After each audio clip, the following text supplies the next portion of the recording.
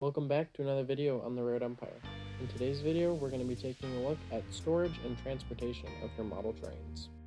So in today's video, we're talking about the storage and transportation of your model trains. Now, a lot of model trains these days can cost a lot of money and be really fragile and have lots of delicate parts on them that we would not want to damage while in transit or storage. So for a long time, I've wanted a very convenient and safe way to transport a lot of my model trains to the model road club, to friends' houses, or even to train shows. So I have come up with a solution of making some custom-made boxes for transporting my model trains, which I believe to be one of the most cost-effective ways to do it without any damage occurring. So I'm going to go ahead and turn around the camera and show you these boxes that I've created. Now, I could have just bought something like the A-Line Hobby Totes or a lot of those card case boxes that you can all buy commercially, but those do not have enough padding for my liking and get very expensive. So without any further ado, let's go ahead and turn the camera on and take a look at these custom-made boxes that I built for storing and transporting my model trains. So here we have it. These are the boxes that I created for transporting my model trains. These have worked super well for me in protecting my model trains and providing a very convenient way to store and transport them while keeping them safe and not getting damaged. I'm a member of a model road club, so I am frequently transporting large amounts of model trains to the road club to operate them. These boxes have really helped me in providing a convenient way without damaging my model trains to transport them where they need to go. These boxes are simply made out of some cardboard, felt, hot glue, and foam, and having those protective materials really do help in preventing damage from the rail cars. Each box can hold about 15 rail cars or 10 auto racks. They're about 3 inches tall and can accommodate all of the taller rolling stock as well. So far, I really like how they've turned out.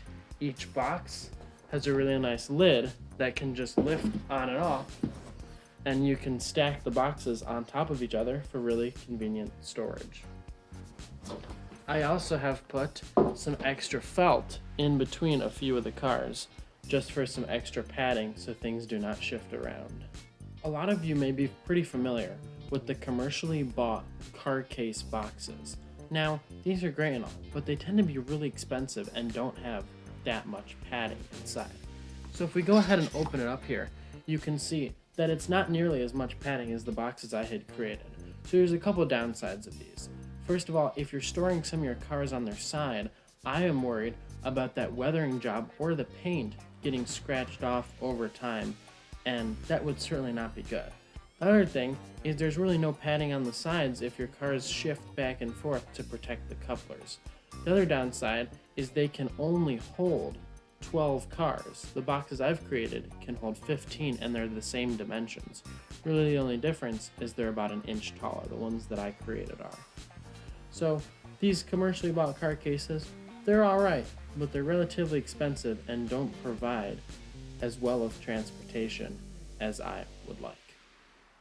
A few other things to point out are the hinges on this box could also wear down over time. You also have to deal with the flaps around the lid there when it closes, and you cannot store any excess height cars such as auto racks, high cube box cars, or really intermodals in any of these car case boxes. So as we go back and take a look, I've brought on another box here that I made. So this one has all hoppers for the exception of 2 boxcars in there, but you can see how it can really hold 15 cars and accommodate a larger amount than that car case box that we just previously saw. So we've explored all the boxes and we've seen how I've learned to accommodate good storage for auto racks and your normal rolling stock. But what about those intermodals? Well, intermodals are relatively smaller cars, and I thought, well, what could I do to accommodate all my intermodal cars?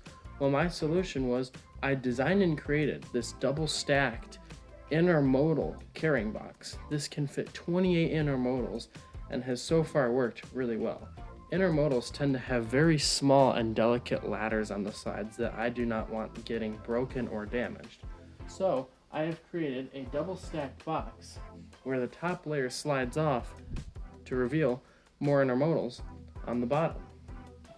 So this is a super and easy and efficient way of protecting and transporting my intermodal cars.